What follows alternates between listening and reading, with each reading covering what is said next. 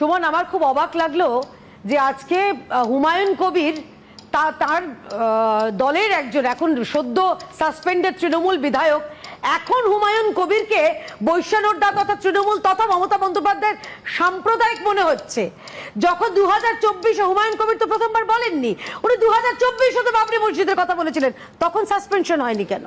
তখন ভোটটা বড় বালাই ছিল, তখন ইউসুফ পাঠানকে জেতানোর বালাই ছিল, তখন মুসলমান ভোটকে পোলারাইজ করার বালাই ছিল, তাই তখন হুমায়ুন কবির ভালো ছিল। আজকে হুমায়ুন কবির তার প্রয়োজন ফুরিয়েছে এবং তিনি সম্ভবত মমতা বন্দ্যোপাধ্যায় এবং তৃণমূলের আসল কথাটা উন্মোচন করে দিচ্ছেন, মুখোশ খুলে দিচ্ছেন বলে হুমায়ুন কবির খারাপ। উনি বলছেন সাম্প্রদায়িকতা বিশ্বাস করে তৃণমূল। এই কথা শুনলে এই রাজ্যের একটা ঘোড়া না গাধাতেও হাসবে।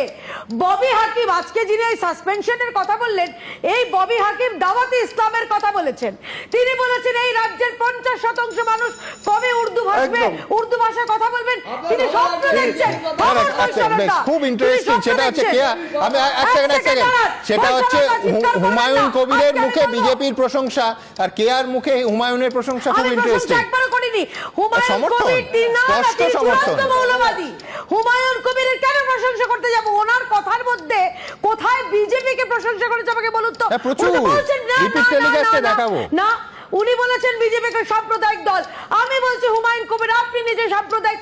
আপনি বাবরি মসজিদ বলছেন বিজেপির মুখ্যমন্ত্রীকে স্বাগত জানাবেন, ওয়েলকাম করবেন। না না না না, আমি 500 বছর আগে যে বাবর তার মসজিদ মন্দিরকে ভেঙে মসজিদ তৈরি করেছিল, তিনি সেই বাবরের সংস্কৃতি পশ্চিমবঙ্গে ফিরিয়ে আনতে চাইছেন, তিনি চূড়ান্ত সাম্প্রদায়িক। কিন্তু আমি চলে আসছি আমার দলীয় বিষয়।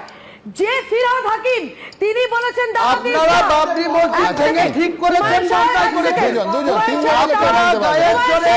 হুমায়ুন সাহেব আপনি বলেছেন একটু সময় দিতে হবে। ডিসেম্বর বাবরি মসজিদকে ভেঙেছেন, সেখানে ডিমোলাইজেশন করেছেন, ঠিক করেছেন না, অবিচার করেছেন, ভারতবর্ষের মুসলিমদের প্রতি আপনারা অন্যায় করেছেন। সেই অবিচার হয়েছিল রামলালার জন্মস্থানে, সেই